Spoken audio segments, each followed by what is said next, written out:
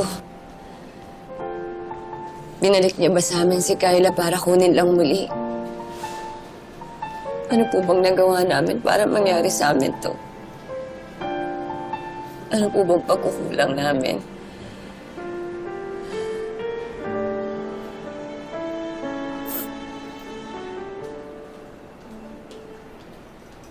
None of this would have happened kung hindi mo kami ginulo ni Mookie. Kasalanan mo ang lahat ng to! Kapal na mukha mo sumbatan ako ng ganyan. Hindi naman mangyayari kay Mookie to kung di mo siya kinidap at tinulak. Pikit mo't akong tiniis lahat ng panlalait mo sa akin nung labandera ako sa inyo. Sinunod ko yung gusto mo na layuan ko si Mookie kahit masakit sa akin. Pero ngayon, hindi na ako magpapatalo sa'yo dahil alam kong ako ang mas may karapatan sa kanya. In your dreams, tigilan mo na kami ni Mookie. Hanli ka rin, no? Hanli peke? Peking doktor? Ngayon, peking ina? Walang iya ka? Sino sa atin ang peke, ha? Sino sa atin ang peke, ha? Walang iya ka! Alam mo, nagdodoktor-doktoran ka na rin daw. Ba't hindi mo operahan yung utak mo nang matauhan ka na hindi mo anak si Mookie? How dare you! Ang kapal na mukha mo, hawakan ako! Ha? Ah! Ha? Nasaan ang tapang mo? Bitawan mo ako! Ano mo na operahan niyang sungay mo mahaba? Stop it! Ididemanda kita! Hayop ka! Sige. Ano gusto mong gawin? Ha? Ipangalanda ka mo na ako yung kidnapper. Pero sa oras may mangyari sa anak ko, ako mismo puputo dyan sa sungay mo. Ay, naku. Sige na. Hayaan muna natin si Emma. Tulad ng sinabi niya, gusto niya raw mapag-isa. Di sige. Pero na hindi ko po kayang pabayaan si Emma mag-isa.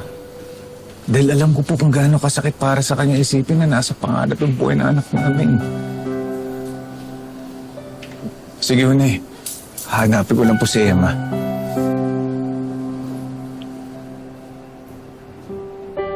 Ilang taon mo kami pinaglayo ng anak ko. Pinagkaitan mo kami na magsama at maging masaya. At ngayon nakikipaglaban ng anak ko sa kapatayan ng dahil sa'yo. Ah! Pinalagaan ko si Maria Angela! Ha? Ah! Sana nga ganun yung ginawa mo. Pero hindi eh. Pinag-eksperimentohan mo yung anak ko. Binigyan mo siya ng kung anong-anong sakit. Kung tunay ka magulang, sana maramdaman mo kung gaano kasakit sa akin to! Bakit mo ako? Ayok ka! Walang niya ka! Walang niya ka! Walang niya ka! Walang niya ka, babae ka! Tigilan mo yung asawa ko, ha? Isa ka pa! Idedemanda ko kayong dalawa. Sisiguraduhin ko mapupulong kayo sa kulungan! Tingnan natin kung sino uuputin sa atin sa kulungan! Balik ka na. Yak ka na! Sabi! Tingnan ka! Anak! Tingnan na, tingnan na. Bakit, Rizal? Di pa ako tapos sa'yo, hayop ka!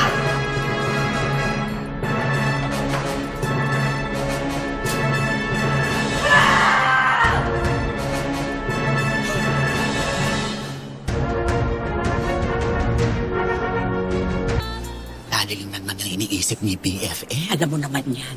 Oh, eto na nga, teka. Ay, BFF. Napanood namin yung live stream nung, ano yun? Maricon Rivera. Halimaw talaga yung Olive na yun. Sana lang magising na si Mookie. Kailangan ko pa nalaman na siya ang apo ko, na siya pala si Baby Kyla. Kaya pa nangyari. Tama na yan, BFF. Isipin mo na lang. Lumabas na yung totoo. At saka, kasama niyo na si Mookie. Oo. BFF, ipagdasal na lang natin na maging okay na yung kalagayan niya. Saan? Uy, Hanep, grabe. 500,000 views na yung live nung Maricon. Ay! Tungkol dun sa nangyari. Oo nga po. Nagpa-viral na. Tingnan nyo. Tigilan mo Tingnan yung nyo. munang lukot-lukutan mo. Cancel mo yan. Ayun.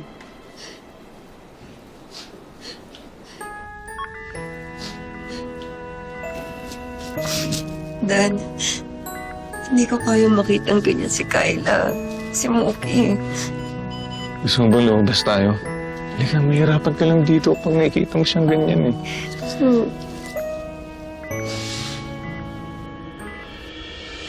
Dahil!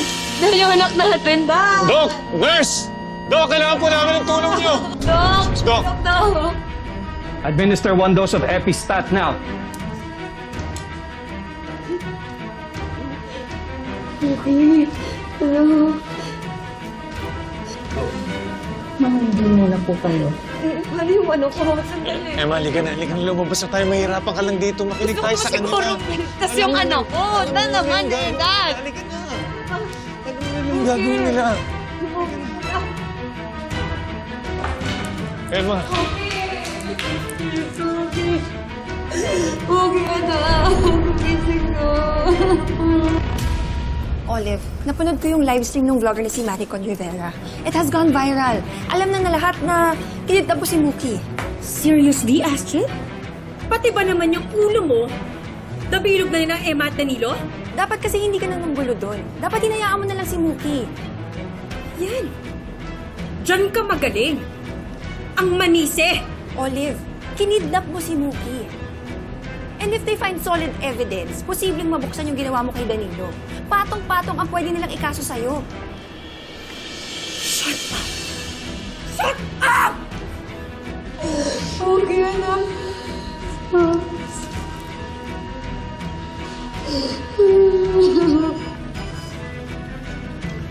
Vital signs stable. Thank God. Ano bang nangyayari sa'yo? Bakit parang biglang kasalanan ko ang lahat ng to? Yung nagawa ko kay Mookie. Hindi ko naman sinasadya yun eh. Nabigla lang ako. Natatakot lang ako na mawala sa akin yung anak ko.